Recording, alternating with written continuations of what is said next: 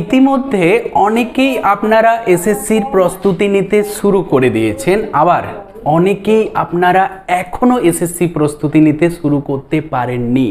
আপনারা অনেকেই আমাদেরকে জানাচ্ছেন, স্যার এই মুহূর্তে আমি স্বামীর কর্মসূত্রে বাইরে আছি, স্যার এই মুহূর্তে আমার কাছে কোনো বই নেই, স্যার আমি এই মুহূর্তে বেড়াতে এসেছি, ঘুরতে এসেছি, স্যার আমি আগে ফিরে যাই, আমি স্যার আগে বইপত্র কেনাকাটা আমি করে নিই, আমি তারপর স্যার এসএসসির প্রস্তুতি নেব।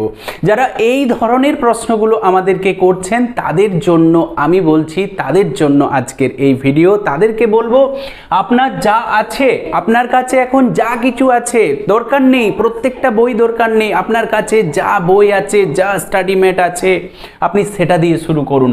আপনি যেখানে যেভাবে আছেন, আপনি যদি এই মুহূর্তে রান্নাঘরে থেকে থাকেন, আপনি যদি এই মুহূর্তে বাস স্ট্যান্ডে বসে থাকেন, আপনি যদি এই মুহূর্তে বিদেশে থাকেন, আপনি যদি এই মুহূর্তে দার্জিলিংয়ে থাকেন, আপনি যদি এই মুহূর্তে মানালিতে থাকেন, আপনি সেখান থেকে এসএসসির প্রস্তুতি শুরু করুন। যদি আপনি স্বপ্ন দেখছেন এসএসসির, শুরু করুন সেখান থেকে। ভুল করুন, বারবার ভুল করুন, কোনো ভয় নেই, কোনো লজ্জা নেই।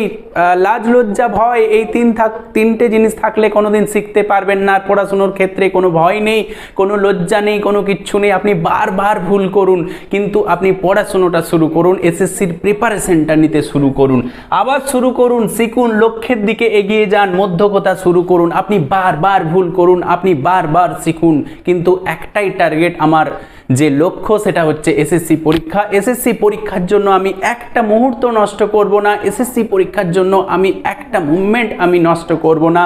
আমার কাছে এই মুহূর্তে একটা মিনিট মানে 100 ঘন্টার সমান। আমি যদি একটা ঘন্টা নষ্ট করি তাহলে আমি 1000 জনের পিছনে আমি চলে যাব। তাই আপনারা যারা মনে করছেন আমি এখনও এসএসসির প্রস্তুতি শুরু করিনি, আমি এসএসসির প্রস্তুতি শুরু করব, তাদেরকে বলছি, আপনি যে জায়গাতে আছেন, যেখানে আছেন, আপনার কাছে যা কিছু আছে, আপনি আজ থেকে, এখন থেকে শুরু করে দিন।